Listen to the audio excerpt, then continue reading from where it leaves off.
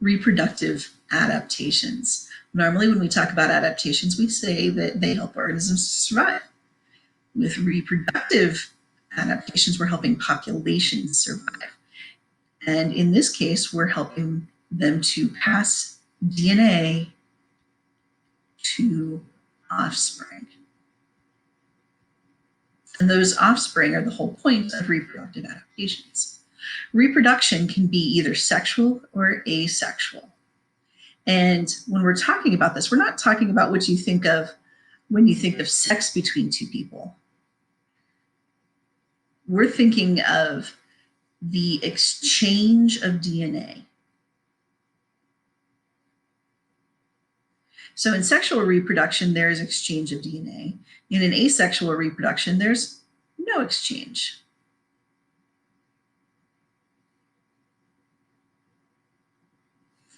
For example, in sexual reproduction, you have half of mom's DNA, half of dad's DNA. That's passed on to the offspring so that the offspring is genetically unique. The asexual reproduction, the parent DNA is passed directly on to the offspring so that the offspring is genetically identical to the parent. So each of these strategies have some advantages and some disadvantages. When we're talking about sexual reproduction, organisms that use sexual reproduction are going to have a better chance at surviving because each of their offspring is going to have some genetic variation. Increase in genetic variation helps a population to survive.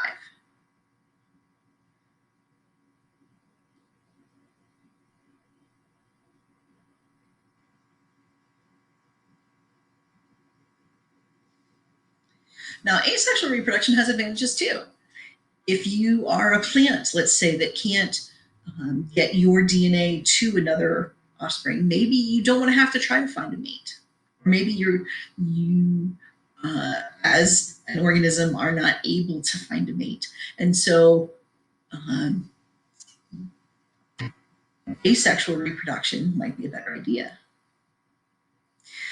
So in this picture, we have a potato, and each of these represents it growing sprouts that are going to form new potatoes. This is a form of asexual reproduction. And that's because each of these sprouts are going to grow an individual potato that is a whole lot or is exactly like this original potato. It's not going to be different from the original potato. Now, most of the rest of the reproductive adaptations that we're going to talk about are having to do with sexual reproduction. The protecting the DNA from mom and from dad, getting that DNA together, protecting the embryo that forms until it's ready to be born or ready to develop. And each of these different reproductive adaptations helps them to survive. For example, eggs are a way of getting DNA from parent to offspring. In this case, this is an egg from mom. These little sperm from dad. And each one carries half of a parent's offspring. And when they merge, that's called fertilization. And that's how you end up with offspring. Seeds are actually living plants. Contained within the seed itself, there is a small living plant. It's like the embryo of the plant. And that plant is not ready to grow until it's in the right conditions. So in order to maintain this living plant until it's in proper conditions for it to grow, it protects it in the form of a seed. Now, when it hits water and it hits soil and nutrients and all the things that it needs to grow healthy, that seed will burst open and that plant will grow from it. You also have spores. Spores are a lot like seeds in that they protect DNA, but instead of it being a fertilized living embryo, this protects gametes. And remember, gametes are the sperm and the egg. So this is how you protect the sperm and the egg as they go out into the world to find their other half. This protects them from dry conditions, from whatever it needs to be, and it helps disperse them from one place to another so that it can increase genetic variation. Now, there are asexual forms of spores as well.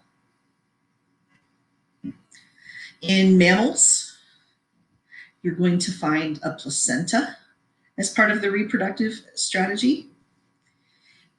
This is the connection between the mother and the offspring.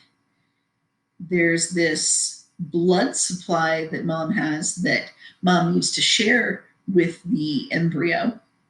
And as the embryo grows to form a fetus, to form a baby, it is connected to mom through the placenta.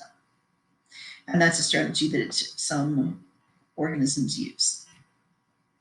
You also have strategies for fertilization. So fertilization, again, only something that happens in sexual reproduction. So in sexual reproduction, this is the traditional version of sex where you have a mother and a father and they're directly exchanging the DNA. And then the offspring are going to develop in the body of the organism. So the mother fly is going to have fertilization happen inside. And then sometimes some organisms, they fertilize outside the body. So it's still sexual reproduction, but the mother deposits the eggs in one spot, the father deposits sperm in the same spot, and then in that spot, fertilization happens. And from there, the baby fish embryos can grow. All right, so in this video, you have learned the difference between asexual and sexual reproduction, and you've learned some of the strategies of protecting the gametes, the sperm and egg, the living or growing organism in terms of seeds and placentas, and ways of exchanging the DNA.